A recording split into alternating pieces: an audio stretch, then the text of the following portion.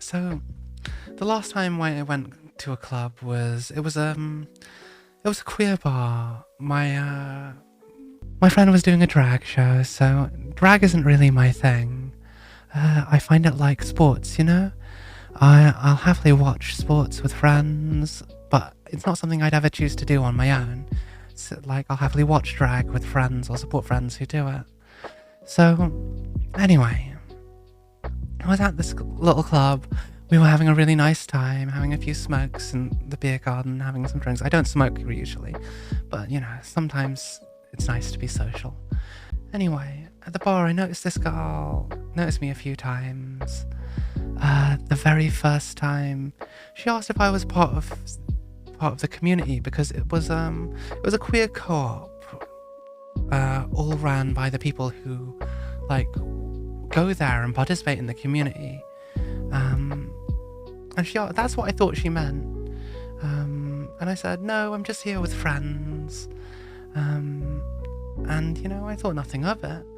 And then later I saw her again later that night. Now, I'm a little bit autistic. I don't pick up signals in people's expressions or tone of voice. Flirting tends to go over my head. Sarcasm and jokes tend to go completely over my head. I never realize that they're there. Sometimes it leads to some very awkward situations. And this wasn't one of those. I just didn't really realize that she was interested. So anyway, I went out, was hanging out with my friends, watched a few of the performers, went back to the bar again, and she queued up behind me and then asked again, introduced herself, told me her name, told her mine. I got myself a drink, and then, you know, she started chatting to me, and then she asked again if I was part of the community, and then she said that she was bi, and then it was like, you know, light bulb moment. You kind of realize, oh, hang on, she's asking if I'm gay, and I'm like, oh yeah, no, I'm pan. Everyone's fair game. I don't normally go for people. Like, I never look for love or encounters. People just kind of like come to me and it just kind of like, yeah, things happen. Anyway. So,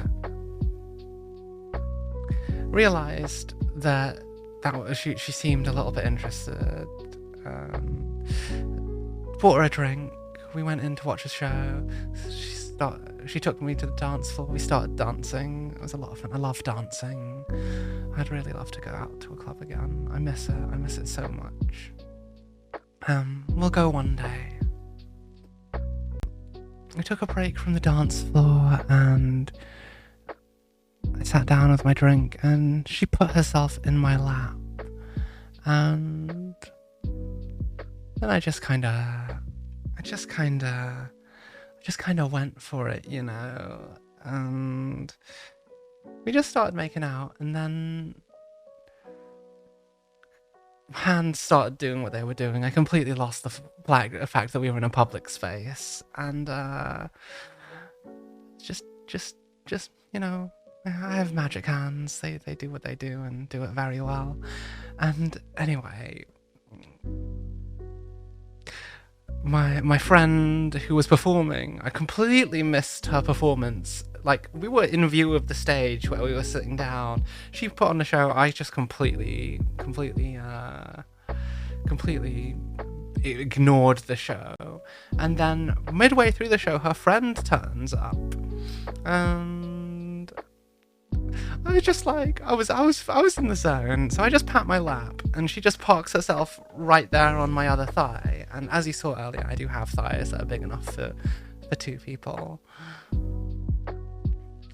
Oh no, she wasn't just part of the audience. She started out that way, and then I put my arm around her, and then, yeah, she joined in. And then my friend got off stage. She saw what I was doing and asked, you didn't see any of that? And I was like, no, I'm sorry. I completely missed your whole show. And then there was a Twitter complaint that she saw someone had complained on the venue's Twitter. So anyway, I just, took them both to the bathroom and finished them off because, you don't leave a job half finished, let's be real. And anyway, at the end of the night, I found out that there was a documentary being filmed and someone was being interviewed. And in the background, there's video evidence of this happening. So in the background of the interview, you can just see me with these two girls. And I'm not going to tell you where it is, but it is out there somewhere on the internet, And yeah, that was the last time I went clubbing.